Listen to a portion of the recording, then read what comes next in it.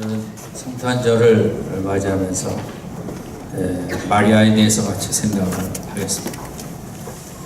어떤 젊은이가 좋은 대학교에서 아주 우수한 성적으로 졸업을 해서 큰 기업에 또 제일 좋은 성적으로 입사를 하게 됐습니다. 이 청년은 아주 기대감에 부풀었고 모든 사람이 나를 인정해 주리라, 나만한 일꾼이 어디 있겠는가 하고 회사 일을 시작했지만 생각보다 사람들이 자신을 인정해 주지 않은 것입니다. 문제는 인간관계를 잘 못한다는 것입니다. 이 친구는 어려서부터 친구고 뭐고 다 필요 없고 공부만 잘하면 된다, 성적만 좋으면 되지 까지 친구가 무슨 소용이 있겠나, 관계를 맺을 줄을 모르는 거죠. 요즘 우리 자녀들이 더 그렇죠. 이제 혼자 크기도 하고 뭐 친척 집에도 잘 안 가고 또 교회도 안 다니면 이제 더 이렇게 자기에 파묻히고 게임에 또 공부에, 그래서 이렇게 남들하고 같이 더불어 사는 사회생활 속에 무슨 말을 해야 될지도 모르고 말을 이상하게 해서 분위기를 망치거나, 그래서 이 친구는 공부만 잘하면 다 인생길이 끝날 줄 알고 훌륭한 일꾼이 될 줄 알았는데 첫 번째 직장에서 이제 그 뜻밖의 전혀 생각하지 못했던 공부로 사회생활을 하는 게 아니라 인간관계가 중요한 걸 깨달았는데 뭐 갑자기 이렇게 그걸 잘 할 수도 없는 거고, 그래서 또 직장을 옮겼는데 똑같은 문제에 또 봉착을 해요. 그래서 또 나와서 또 직장을 옮겼는데 여전히 똑같은 문제가 걸려든 것입니다.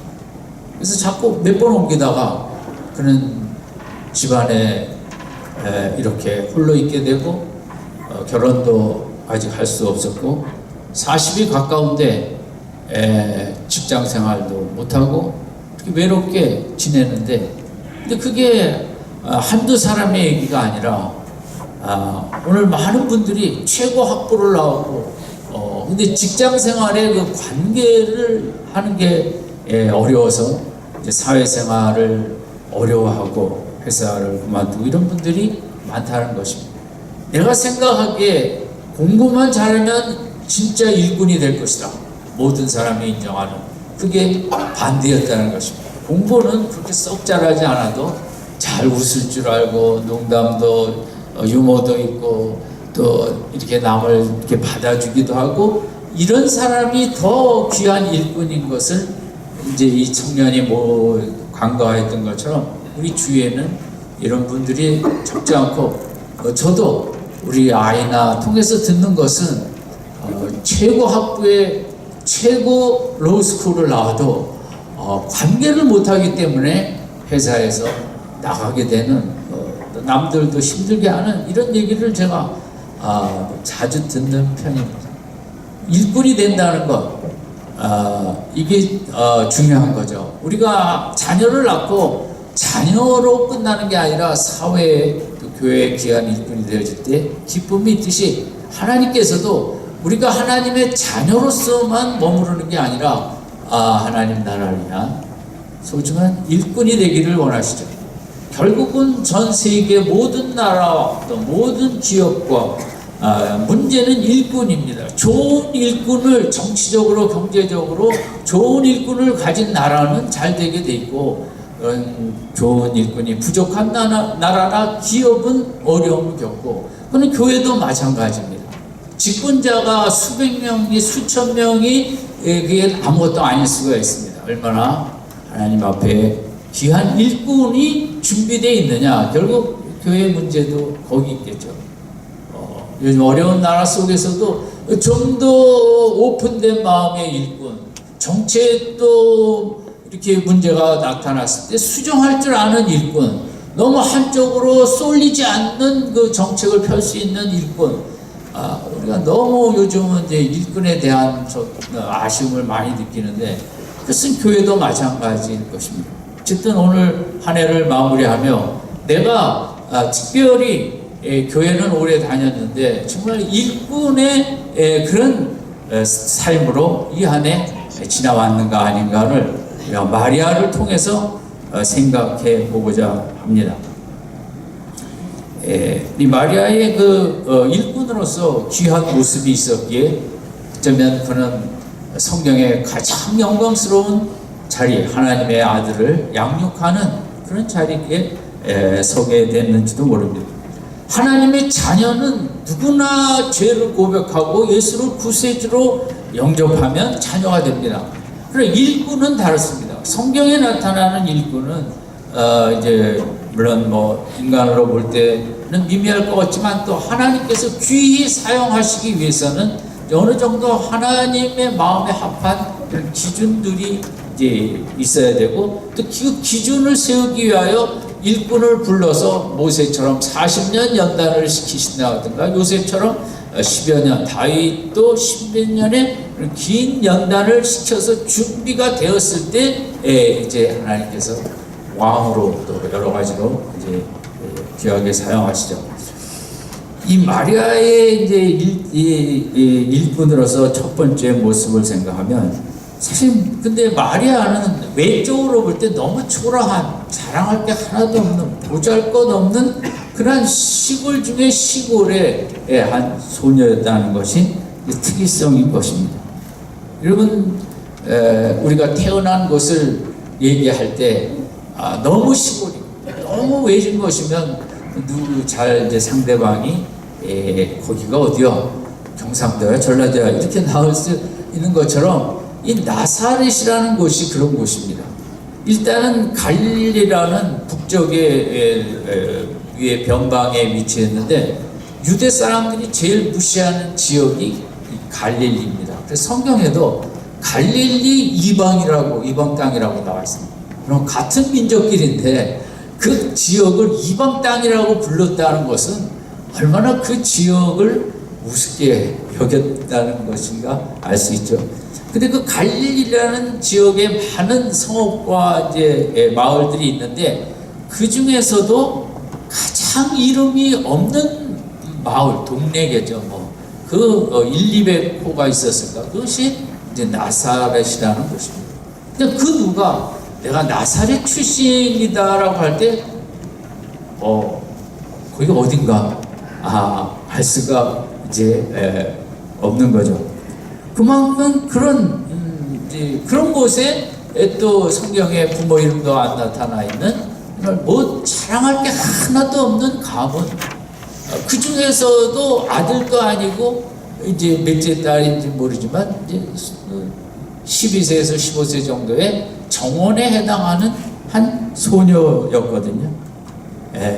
그러니까 하나님께서 이 마리아를 선택하실 때 그 자격은 우리가 생각한 것과는, 세상적인 기준과는 정반대, 아무도 눈여겨보지 않냐고, 아무도 그 조그만 마을에서조차 그 소녀를 똑똑하다 뭐하다라고 인정해 줄 것이 없는, 정말 이름 없는 소녀처럼 그는 감춰진 저 뒷그늘에 조용히 있는 이제 그런 모습이 마리아였습니다. 하나님께서 일꾼을 쓰실 때, 오늘 이제 우리에게도 이게 동일한 원리로 생각할 수 있는 것은, 하나님이 쓰시는 사람은 자기가 없는 사람입니다.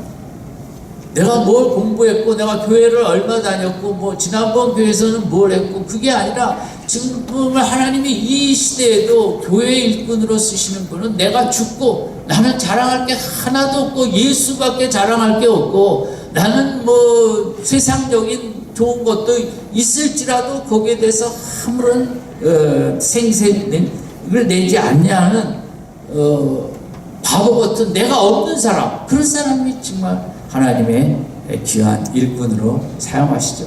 사도 바울처럼 날마다 내가 죽노라, 죽을 줄 아는 사람, 우리가 내가 살아있으니까 자꾸 말이 많아지는 거거든요. 집안에서든 교회에서든 이제 자기가 살아있는 사람은 자기 철학과 소신과 신념대로 말이 많습니다. 그런 사람은 교회의 일꾼은 될 수 있지만 하나님의 일꾼은 아니에요.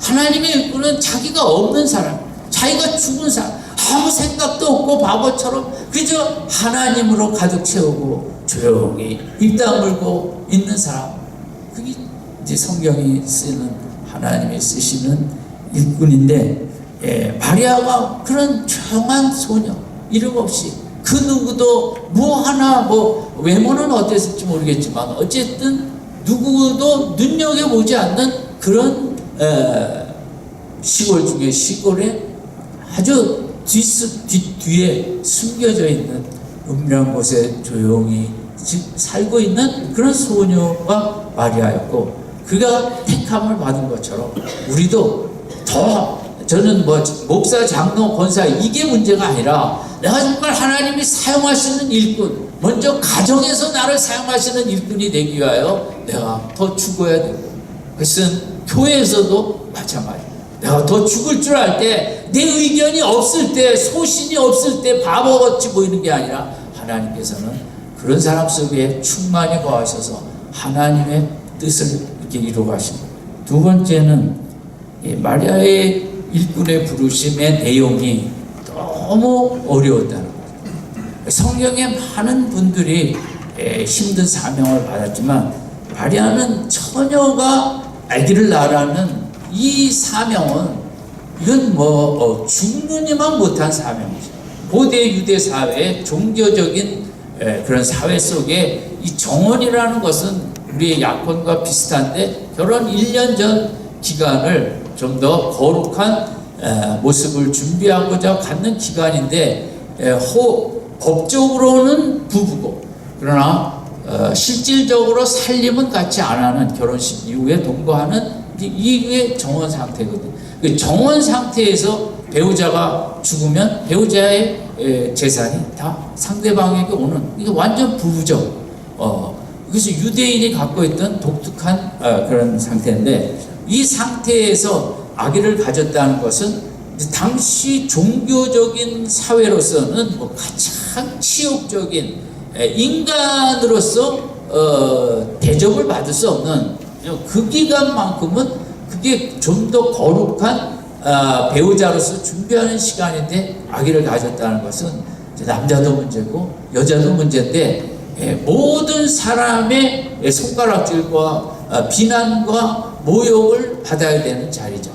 더 어떻게 이거보다 더 치욕적인 자리는 없고 자칫하면 간음죄로 목숨을 내놔야 되는 이런 사명, 이런 뭐 남자도 마찬가지고 여자도 마찬가지지만 우리 인생의 중요한 꿈은 결혼을 해서 소박하게 가정을 세우고 아이들 낳고 살아가는 게 우리의 그 소박한 꿈이자 그거보다 더 큰 꿈은 없을 것입니다. 마리아들하고 얼마나 그 이제 가정을 세울 생각과 또 요셉이 좋은 사람이니까 행복하게 살 인생의 가장 부푼 꿈의 시간에 가장 까다로운 어려운 사명을 받게 된 것입니다. 정말 하나님께서는 때로 일꾼을 세우시는데 내 인생에 이것만큼은 내놓을 수 없는 그런 것을 내놓으라고 하시고 빼앗아가기도 하시는 이제 하나님이시기도 한데, 어쨌든 마리아로서는 사실 오늘 천사랑 얘기하다 싫습니다 그래도 되거든요. 뭐 어려워서 못하겠다는데 뭐 하나님께서 그거 억지로 하라고 그러시겠어요? 근데 마리아는 결국 예스를 했다는데 위대성이 있고 그 어려운 건데 어쨌든 평생 주홍글 씨의 인생이 되는 거예요. 손가락질 받는 인생이 돼야 되는 거죠. 그런데 그 사명을 이제 마리아가 감당하겠다고 했던 것이 일꾼에게는 우리가 인생을 살아가면서도 적당한 사명만 주시는 건 아니죠. 때로 우리가 얼마나 자식 때문에 큰 어려움을 겪고 남편 때문에 우리가 정말 얼마나 인생을 포기하고 싶은 그런 힘든 사명이죠. 또 건강 때문에, 사업 때문에, 뭐 인간관계 때문에 때로 우리가 너무 이제 이성적으로는 감당할 수 없는 그런 사명을 받기도 합니다. 하나님의 섭리 가운데 받게 되는데 우리가 뭐 그 아멘으로 받을 분이 많지 않다고 생각해요. 예수님도 할 수 있으면 잔을 옮겨달라는 것처럼 한 번은 그런 말씀을 기도했잖아요. 근데 이 마리아의 위대성은 이제 그런 말이 없었다는 게 참 위한 거죠. 그리고 이제 마리아의 귀한 점은 29절에 이렇게 돼 있어요. 28절, 29절 같이 있습니다. 시작. 그에게 들어와 가로되 은혜를 받은 자여 평안할지어다. 주께서 너와 함께 하시도다 하니 처녀가 그 말을 듣고 놀라 이런 인사가 어찌리라 생각하라. 천사가 나타났어요. 우리는 경험이 없어 잘 모르지만 이때 천사는 상당한 모습이었을 것입니다. 천사가 찾아왔다는 것은 성경에도 그렇게 뭐 쉽게 아무나 그러는 것은 아니죠. 근데 이 천사가 와서 첫 번째 한 말은 은혜를 받은 자요. 너는 정말 은혜를 받은 자다. 찬 축복과 칭찬과 축하를 했다는 거죠. 천사가 찾아와서. 아마 마리아의 인생에 누구로부터 이렇게 큰 영접과 환호와 찬양과 이런 칭찬과 축하를 받아본 적은 없을 거죠. 그런데 이제 캐토릭하고 우리와의 큰 차이가 성경에 여러 군데 있지만 은혜를 받은 자요를 은혜를 나누어 줄 수 있는 자요 이렇게까지 해석을 하는 거죠. 그래서 마리아가 정말 신적인 자리까지 올라가는 거죠. 우리 개신교는 마리아를 철저히 그냥 우리와 같은 죄인인 인간으로 보는 반면 캐톨릭은 마리아를 신격화하여 그는 은혜를 받았지만 은혜를 인간들에게 나누어 줄 수 있는 자다라는 이제 해석까지 나가면서 개신교와의 큰 이제 그 간극이 있는 것.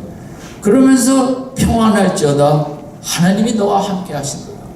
우리가 듣기에는 뭐 늘 많이 들었기 때문에 우리가 은혜를 받은 자고 하나님 평강을 주시기 원하고 하나님이 나와 함께 하시고 이게 우리에게 너무 익숙하고 보통적인 말이지만 마리아로서는 당시로 볼 때 아무나 천사가 찾아와서 천사장이 찾아와서 이런 말을 할 수는 없는 거 아닙니까? 이에 대해서 마리아는 29절에 그 말을 듣고 놀라. 이건 너무 충격적이었다는 거죠. 이 놀란다는 것은 경악에 가까운 것입니다. 나 같은 자에게 어떻게 이런 일이 일어날 수 있을까? 거기서 끝이 아니라 마리아는 이런 인사가 어찌함인고 생각하며 이 생각이라는 단어 깊이 숙고했다는 거죠. 이 마리아의 신앙의 또 인생의 특이점은 생각하는 인생이었다는 거거든요. 2장 19절과 누가복음 2장 51절에도 그 목자들이 와서 하고 간 말과 사건들을 또 생각하고 예수님의 예루살렘에서 잊어버렸다가 되찾은 다음에도 이 일이 무슨 뜻인가 생각하며 그러니까 이렇게 너무 충격적인 그런 사건 앞에서 마리아는 자빠지는 게 아니라 이 영적인 의미가 뭔지 그것을 곰곰이 생각할 줄 아는 우리가 큰 일을 당하면 당황하고 화딱지나고 충격을 받고 분노하고 감정이 압도하는데 마리아에게는 그렇게 긍정적으로 너무 벅찬 일인데 이것이 나의 어떤 의미를 갖고 있는가 그런 순간에도 그 생각할 줄 아는 믿음이었다는 거죠. 신앙생활의 핵심은 생각입니다. 믿음이 있다는 것은 끊임없이 예수를 생각하고 십자가를 생각하는 거고 그리고 오늘 일어난 일이 나에게 무슨 의미가 있고 오늘 설교는 왜 그런 설교를 했을까 또 생각해보고 이런 그 주일날 오늘 아침에 올 때 날씨가 지난주는 화창했는데 이번 주는 흐린 것 같아요. 오늘 낮에 눈 예배고 있으니까 그런 것도 하나님 오늘 주일날은 어떻게 이렇게 잿빛 날씨를 주셨어요. 생각을 하는 연말을 맞이해서 더 차분하라고 내가 이렇게 날씨를 흐리게 하리라 이렇게 생각을 하는 신앙. 우리가 이 시대의 문제는 이 시대의 우리 어린 자녀들도 그렇고 그냥 아까 서두에 말씀드린 그 젊은이도 그렇고 생각을 안 하고 살게 하는 거거든요. 게임이든 공부든 분주하든 뭔가 이 시대의 사탄의 가장 강한 역사는 생각 없이 사는 거예요. 신앙생활도 생각 없이 그냥 왔다 갔다 하고 봉사하고, 정말 오늘 주일날의 의미가 뭐고, 이 한 해를 마감하는 오늘의 때의 의미는 뭐고, 이렇게 생각을 하면서 하나하나 짚어보고 이러는 신앙생활이 우리에게 너무 약하죠. 다 분주하다는 핑계하에 그냥 정신없이 살다가 주일날이니까 그냥 교회 와서 할 일 하고 가는, 이런 것을 하나님이 원하시는 신앙생활이 아니죠. 항상 무슨 일이든지 생각하는 신앙생활을. 그리고 마리아는 어찌민고 하고 어떤 예수 노를 이 순간에 얘기를 뭐 할 때는 아니지만 그것을 잠잠히 받아들였다는 것은 저는 참 귀한 겸손의 모습이라고 생각합니다. 하나님께서 천사를 보내서 무슨 말씀을 하셨는데 뭔가 큰 일이 아니고서는 있을 수 없죠. 그러나 그 앞에서 조용히 생각한다는 것은 인간으로서 하나님께서 무엇 때문에 이런 일이 일어나게 했을까, 그 자체가 저는 성급한 반응이 아니라 이런 생각할 줄 아는 게 참 귀한 겸손이라고 생각할 수 있습니다. 이렇게 생각하는 어머니 밑에 하나님은 아들을 맡기셨어요. 생각이 없는 엄마가 아니라, 세상이 아무리 요동쳐도 이 시대의 의미가 뭐고, 이 시대의 바른 길이 뭐고, 다른 엄마들이 다 이리 갈지라도 꼼꼼히 생각하면서 저 길은 틀렸고 이 길이 맞다고 생각할 줄 아는 엄마, 하나님께서 하나님의 아들을 양육을 의탁할 때 생각할 줄 아는 엄마에게 맡겼다는 게 우리가 깊이 생각해야 될 점이고, 그게 이제 마리아가 일꾼으로서 좋은 모습을 갖고 있었다. 그리고 마리아의 또 하나 문제는, 그래서 이제 천사가 무서워 말라 30절에 하나님께 은혜를 입었다. 은혜를 강조해요.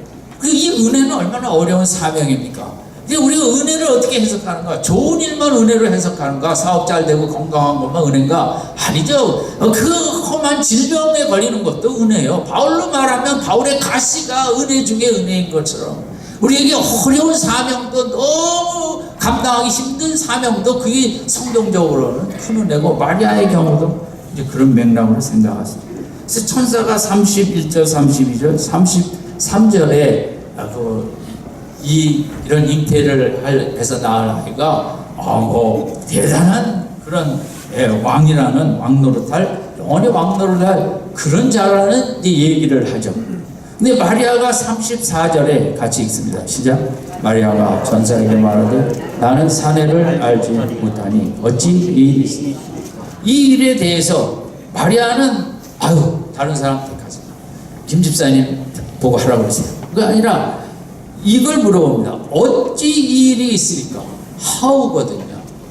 근데 처녀가 어떻게 그런 귀한 분을 낳을 수 있는가? 결혼을 하면 그러면 이 일을 위해서 빨리 결혼식 날짜를 잡으라는 것도 아니고, 그냥 처녀가 이 일을 이제 이렇게 임신을 하게 된다는데, 마리아는 그 방법에 대해서 궁금했어요. 우리가 인생을 살고 신앙생활 하면서 제일 궁금한 게 방법이에요. 힘들고 어려운 일 당할 때 내 계산으로는 뭐가 잘 안 돼요. 이게 어떻게 될 것인가? 얼마나 궁금하고, 내가 계산을 아무리 해도 방법을 모르겠어요. 어떻게 풀어야 할지 모르겠어요. 그게 우리의 문제거든요. 이 마리아가 보여주는 일꾼의 귀한 모습은 그 방법에 대해서 하나님께 물어본다는 거죠. 어떻게 그렇게 되겠냐는 거죠.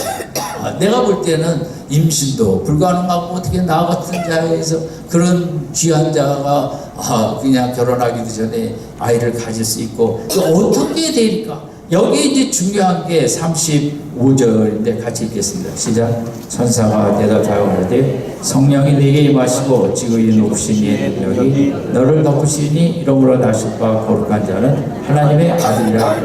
하나님은 방법론을 천사를 통해서 성령이다, 성령이 임하시고 너를 덮으시니, 여기 두 가지 성령의 역사거든요. 성령이 임하셔서 덮는다는 것은 완전히 사로잡는 거겠죠. 네가 방법론을 궁금해하는데 처녀가 어떻게 아이를 갖는가? 글쎄, 성령이 지극히 높으신 이의 능력이신 성령이 임하시고 덮으시면 된다. 이렇게 가르쳐 주셨고요. 저는 오늘 우리도 마찬가지예요. 내 인생을 살아갈 때 전혀 계산이 안 되고 이게 어떻게 이 일을 풀 수 있을까? 나는 풀 길이 하나도 없을 때 하나님 앞에 우리가 기도하면 하나님은 똑같이 35절을 말씀하실 것입니다. 지극히 높으신 이의 능력이 임하시고 너를 덮으면 네가 할 수 있다. 아멘. 이게 기독교입니다. 기독교는 인간이 하라고 만든 종교가 아닙니다. 인간이 할 수 있는 게 없습니다. 힘도 없고 윤리, 도덕 어떤 면에도 다 죽은 자와 비슷한 우리가 뭘 하라고 우리에게 말씀을 하시는 것이 아니라 너는 할 수 없지만 나의 성령의 능력이 임하고 덮으면 네가 어떤 일도 감당할 수 있고 집안에 어떤 어려운 일도 성령이 임하시면 길이 열릴 것이고 담을 넘게 될 것이고 그 기독교의 핵심은 성령에 임하시고 우리를 덮으시면 된다. 이게 이제 우리 기독교의 핵심이고 마리아가 듣는 대답. 오늘 우리에게도 여러분 이 한 주간에 답답한 일이 앞에 놓여 있으니까 우리 자녀 때문에 남편 때문에 건강 때문에 뭐 이런저런 문제 때문에 우리 속이 힘드십니까? 어떻게 이 길을 벗어나고 이 길을 헤쳐가고 이 길을 이겨내고 이 파도를 넘어갈 것인가? 우리에게는 그게 없습니다. 36절 성령이 5절 성령이 임하시고 지극히 높으신 이의 능력이 덮으시면 없던 곳도 길이 열리고 바다도 길이 열리고 강도 길이 열리고 사자굴도 이겨낼 수 있고 풀목불도 이겨낼 수 있는 줄로 믿습니다. 성령의 능력이 두 가지 뭐예요? 임하시고 덮으시면 우리가 그런 모든 것을 감당하고 나갈 수 있는 거죠. 우리는 마리아에게서 마리아라는 게서 일꾼의 이 아까 33절은 그 앞에는 이제 생각할 줄 아는 일꾼과 여기서는 질문할 줄 아는 일꾼이 중요해요. 우리가 많이 들었죠. 우리나라는 엄마가 학교에 아이 갔다 보면 오늘 뭐 배웠니? 선생님이 뭐라 그러든 말씀 잘 들었니? 그러나 이제 이스라엘은 학교 가서 무슨 질문을 했니? 라는 이스라엘 민족의 살아남은 그 원인. 사실 우리나라 역사는 이스라엘의 2000년 방황의 역사 앞에 제가 볼 때 정말 잽도 안 됩니다. 그들은 무수한 살상을 당하고 뭐 종교개혁 이후에는 또 더 그냥 캐톨릭에 치이고 개신교에 치이고 갈 곳 없고 그냥 유럽은 그저 중세 종교개혁 이후 거의 전쟁 아닙니까? 그 전쟁하면 그저 애꿎은 희생양이 유대 사람들이고 그것은 뭐 1차 대전, 2차 대전 세상에 어떻게 오늘도 유대인이 존재한다는 게 저는 정말 어떻게 가능했을까? 그들이 그 교육관이 확실하고 신앙관이 나름대로 예수님을 안 믿죠. 확실하고 이 질문을 던지면서 내가 이 상황에서 어떻게 해야 될지 나름대로 질문하고 하나님 앞에 물어보는 이 신앙생활 하면서 저는 이제 중요한 게 질문이라고 봅니다. 계속 하루를 살면서도 하나님 왜 나를 구원하셨습니까? 이 질문은 하루 종일 던져도 부족함이 없거든요. 정말 거기에 은혜가 있고 큰 은총이 있고 내가 존귀하게 보이는 것은 예수 그리스도 아니거든요. 내가 왜 예수 안에 거하게 되었어? 내가 뭘 잘했다고? 내가 뭐 때문에 이 예수 안에 있는 영광의 인생이 되었습니까? 자꾸 질문을 던져야 돼요. 그게 은혜고 그리고 그 은혜를 받아 같이 예수를 믿는 믿게 하도록 자꾸 질문을 하나님 내가 어떻게 이렇게 영광의 인생이 돼서 이 땅을 떠나면 영원한 그 천국의 삶을 누릴 수 있습니까? 그 자꾸 질문해야 되거든요. 내가 그럴 자격이 있습니까?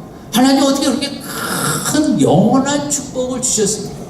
우리의 신앙이 깊어지려면요 똑같은 질문이라도 끊임없이 던져요. 목사인 제가 끊임없이 던지는 질문은 왜 십자가로 나를 구원하셨습니까? 하루에도 저는 수십 번 그 질문을 던집니다. 왜? 거기에 나의 정체성이 있고 거기에 나의 인생의 모든 것이 있고 거기 그 질문을 던짐으로 내가 얼마나 영광되고 복되고 근데 순간순간에 내 마음에 기쁨과 평강이 차오르는 거예요. 이런 것은 사회적으로도 마찬가지고 질문할 줄 모르는 국가 바른 길을 가고 있는지 기업도 마찬가지죠. 한 인생도 내가 정말 바른 신앙생활을 하고 있는지 자꾸 던지고 하나님 연말인데 좀 고칠 거 하나라도 고치고 새해를 맞아야겠는데 뭐부터 고칠까 물어보는 거 하나님이 안 가르쳐 주시겠습니까? 신앙에는 끊임없는 생각과 끊임없는 질문과 왜 나를 붙들어 귀히 여기십니까? 저는 이번 주에도 정말 제 인생이 너무 영화로운 인생이다. 그건 목사하고 아무 상관이 없는 거죠. 그는 예수님의 십자가 때문에 제가 영화로운 인생이 됐어요. 제가 그 영화로운 인생이라는 걸 이렇게 기뻐하고 있을 때 하나님은 어떻게 보실까? 너무 좋아하시는 거죠. 아들을 통해서 십자가를 통해서 구원해주고 귀한 자로 귀한 영원한 그런 축복을 누려 인생을 만들어 주셨는데 그걸 자꾸 생각하고 내가 이런 자격이 없는데 왜 이런 은혜를 주셨습니까? 그걸 깊이 생각하며 기뻐할 때 하나님께서 얼마나 좋아하시나. 하나님이 쓰시는 자는 누군가 나를 귀히 여기는 자를 쓰십니다. 하나님. 아멘. 왜 아멘이 안 나올까요? 나를 귀히 여기지 않기 때문에. 왜? 세상의 잣대로 나를 보니까 내가 귀한 게 별로 없어 보이고 또 그럴 수 있습니다. 그런 안경, 세상 안경을 썼는데 뭐 그렇게 내가 영의 안경을 쓸 때 내가 우주보다 더 귀한 모습을 보게 되거든요. 아멘. 그걸 하나님이 기뻐하신다는 거예요. 하나님은. 네? 세상 안경을 끼고 맨날 자기를 그냥 그저 그런 인생, 별 볼 일 없는 인생으로 그게 하나님의 가슴을 그토록 아프게 해드리는 것이고 예수라는 안경을 쓰고 나를 보며 즐거워하고 조금만 이 땅에 살다 가면 영원한 천국으로 가는 이 존귀한 인생 앞에 기뻐하고 춤추고 즐거워하는 이 모습, 그게 저는 최고의 일꾼이라고 생각합니다. 하나님께서 정말 축복을 주시는 자는 누구냐? 자기를 존귀하게 여기는 자를 예수 안에 있기 때문에 나 때문에가 아니라 예수 때문에 내가 귀한 자라는 걸 인정하고 즐거워하는 자를 하나님께서 큰 축복을 허락해 주실 줄 믿습니다. 아멘. 교회는 왜 다니느냐? 내가 영적으로 존귀한 자를 임을 깨닫기 위해서 교회 다니는 것이고 여기는 세상의 잣대로 보는 것이 아닙니다. 세상은 그 자격 뭐로 보죠. 교회는 한 가지 자격이에요. 예수 안에 있는가? 예수를 정말 의지하고 있는가? 마리아의 귀한 일꾼의 모습이 이제 질문을 던지는 것이고 또 성령의 사역에 열린 믿음. 그랬더니 성령이 임하면 덮으시면 된다는 것에 마리아가 토를 달지 않았어요. 성령이 그런 역사도 합니까? 그렇지 않았던 거죠. 그래서 천사는 36절에 엘리사벳도 늙었지만 성령으로 아기를 갖게 됨을 얘기했죠. 그러고 나서 마리아는 이 부분에 이 천사 마리아 38절 같이 읽겠습니다. 시작. 마리아가 말하되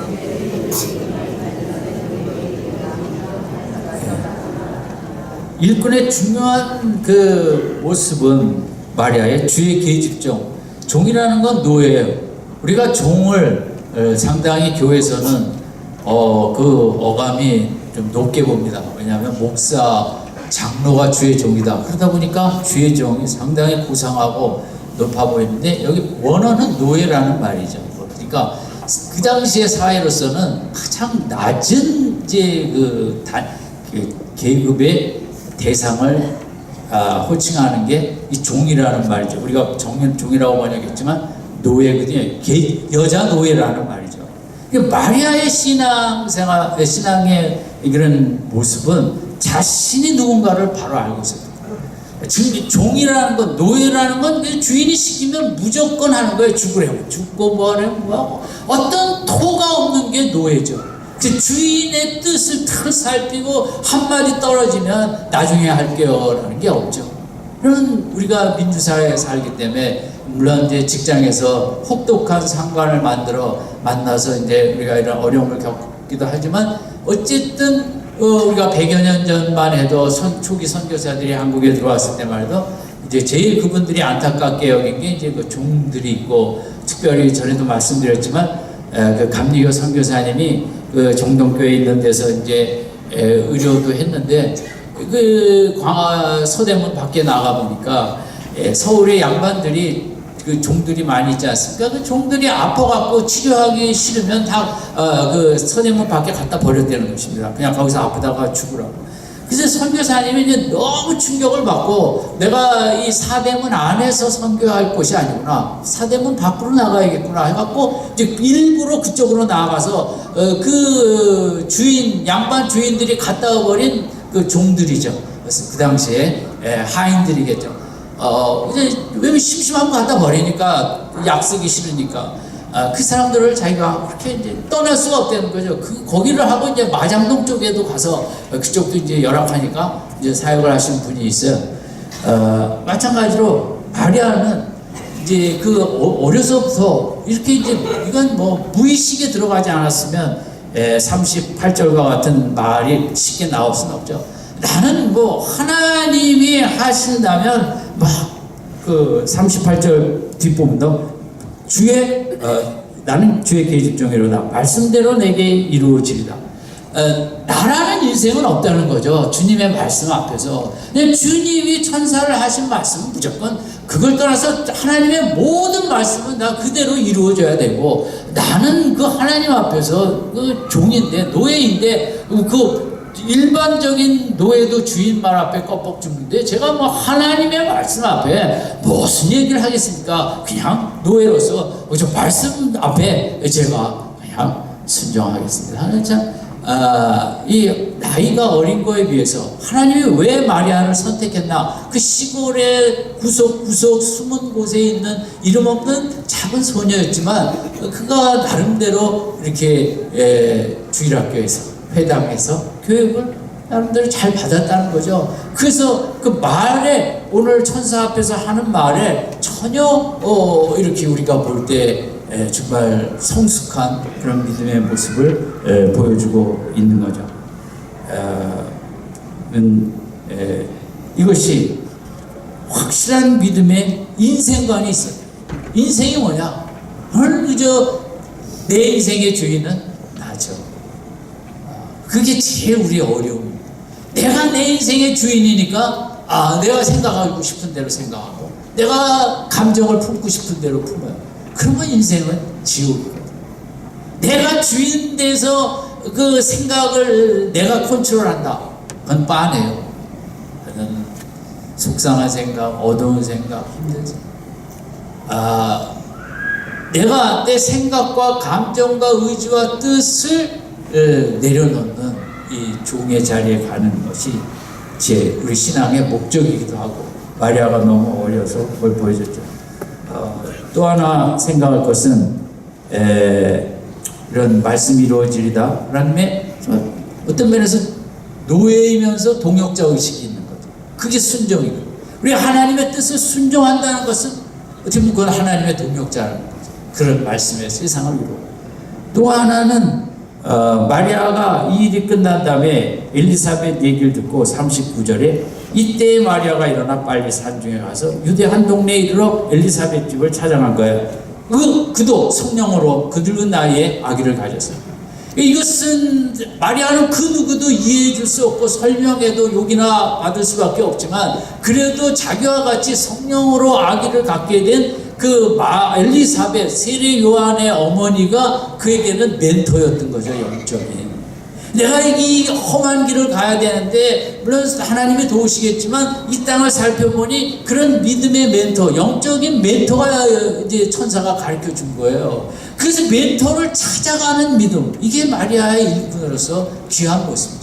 교회 생활은 그냥 예배만 드리고 가는 것이 다가 아니라, 교회 안에서 좋은 믿음의 장로, 권사님, 구역장님들하고 자꾸 교제를 하면서 믿음을 배워가는 멘토가 있는 신앙생활을 해야 되거든요. 그래야 내가 또 때가 되면 그런 자리에 설 수 있고, 우리 성경적으로 내가 아빠 엄마가 된다는 것은 영적인 멘토의 엄마 아빠가 되라는 것이거든요. 이 땅은 어둡고 사탄의 세력이 강하게 역사하고 우리는 죄와 사탄과 싸우라고 이 땅에 보냄을 받았기 때문에 양육이 돼야 되고, 그 양육을 받기 위해서는 영적인 좋은 멘토를 만나야 되는 거고, 나이에 상관이 없죠. 금년 한 해 우리가 이런 부분에 부족했다면 새해에는 또 교회 안으로 들어와서 그런 영적인 멘토를 만나고, 저렇게 생각하는구나, 저런 말을 하는구나, 그걸 배워야 되거든요.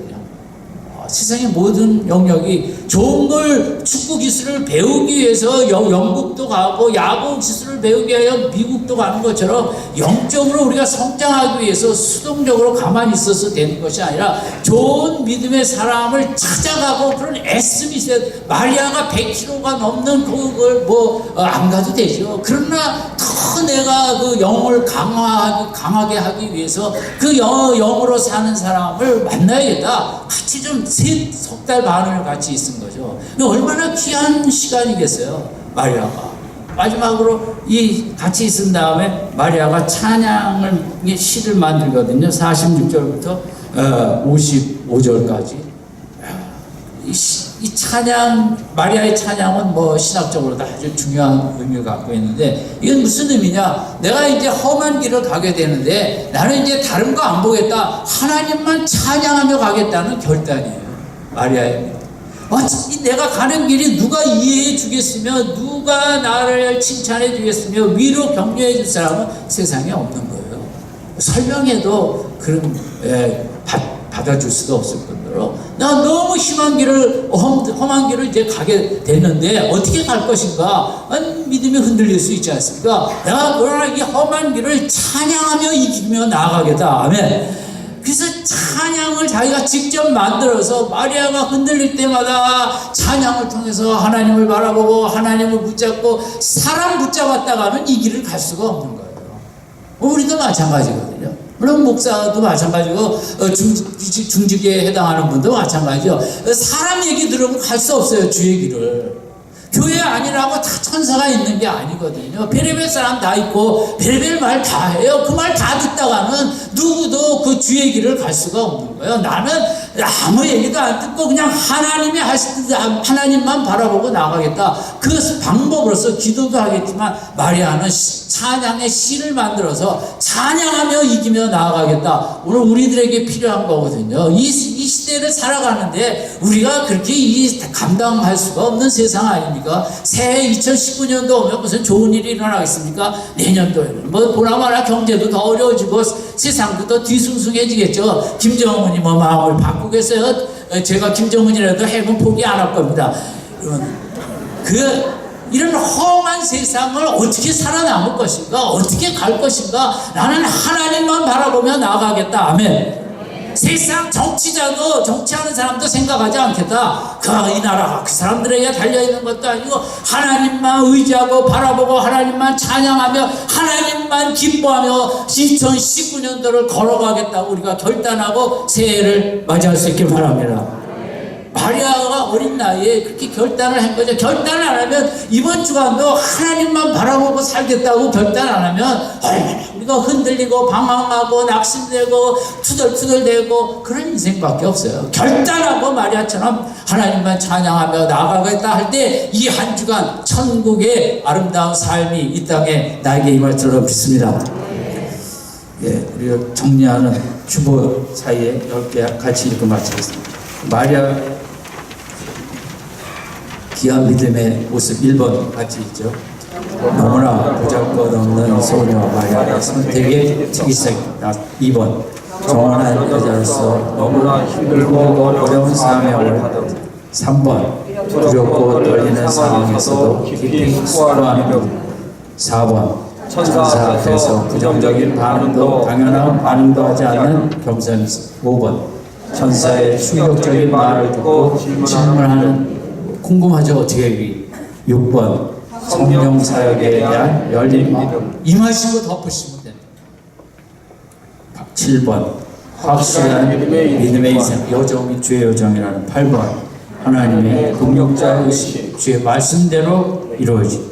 9번 믿음으로 의지하여 할 멘토를 전국 찾아가는 험한 길이지만 10번 힘든 가시밭길을 찬양하며 나아가기로 결단하는 이런 귀한 모습, 마리아의 믿음이 나의 믿음이 되는 이 아침이 되시기를 주님의 이름으로 축원드립니다. 기도하겠습니다.